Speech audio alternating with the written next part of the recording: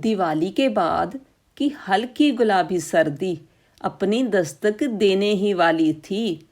तभी सासू माँ के अपने गर्म शाल स्वेटर अलमारी से आज़ाद होकर आज धूप सेक रहे थे। हफ्ते भर से लगातार वे सबको एहतियात देने में लगी थी। गर्म कपड़े को धूप दिखाओ दो, रजाइयाँ निकाल लो, न जाने जे गुलाबी सर्दी कब सुर्ख हो जाए। हर बात पर उन्हें जल्दी रहती। हम सब यही सोचकर उनकी बात को अक्सर टाल देते और अभी तो दिवाली गई ही थी। घर पर सभी दिवाली की थकान से चूर थे। सबको लंबी छुट्टी के बाद अपने रूटीन पर आना था। सबकी तरह मैं भी रोज़ उनकी बात को टालती रहती। मैं उन्हें अक्सर यह कहकर ऑफिस निकल जाती, माँ जी कल दिखा दूँगी धूप, आज लेट हो रही हूँ, सॉरी। हाँ हाँ, रोज़ यही तो कहती हो तुम सब।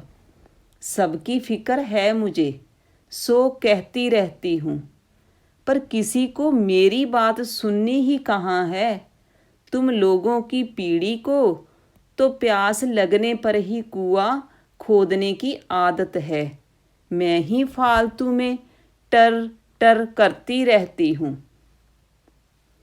मैं फिर से उनकी बात को टालकर ऑफिस निकल गई। सुबह मौसम ठीक ठाक था, पर आज दोपहर में होते होते बिन मौसम हल्की हल्की बारिश होने लगी। मौसम का मिजाज अचानक से कुछ बदल गया।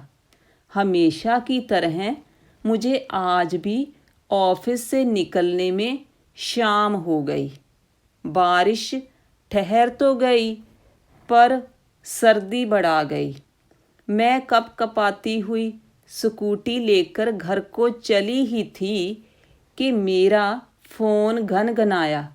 स्कूटी रोककर देखा तो सासू माँ का फ़ोन था।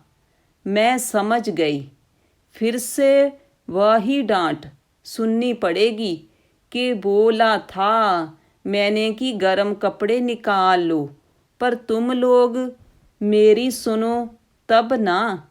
ये वो अब न जाने क्या क्या ज्ञान देंगी। यही सोचते हुए मैंने फ़ोन उठाया। जी माँ जी, बेटा कल मैंने तुम्हारे एक स्वेटर को धूप दिखाकर तुम्हारी स्कूटी की डिक्की में रख दिया था, उसे पहनकर ही आना। सर्दी बढ़ गई है आज। मैंने तुरंत स्वेटर निकाला और पहनकर घर को चल दी। घर आते ही मैंने देखा तो देवर देवरानी और बच्चे सभी स्वेटर में थे। मेरे पीछे ही मेरे पति देव आए। वे भी गोल्डन रंग के स्वेटर में चमक रहे थे। हम सब घर आ चुके थे। माँ की बात को ना मानकर हम सब पछता रहे थे। उनकी डांट सुनने को हम सभी तैयार थे। हम जानते थे कि अगर वो सबके स्वेटर को निकाल कर धूप ना दिखाती तो हम सब आज बीमार पड़ सकते थे। अब रात को भी कंबल और शाल की ज़रूरत पड़ी। माँ ने वह भी सबके लिए तैयार रखे थे। सब रात गहराते ही अपने अपने कमरों में जाकर सो गए। मैं तभी माँ जी के कमरे में गई और गीता पढ़ती हुई सासू माँ पर नया गुलाबी शाल डाल दिया, जो मैंने उनके लिए आज ही खरीदा था। माँ जी, आप अपनी टर कभी भी बंद मत करना। आप हो तो जिंदगी हल्की गुलाबी सर्दी सी लगती है।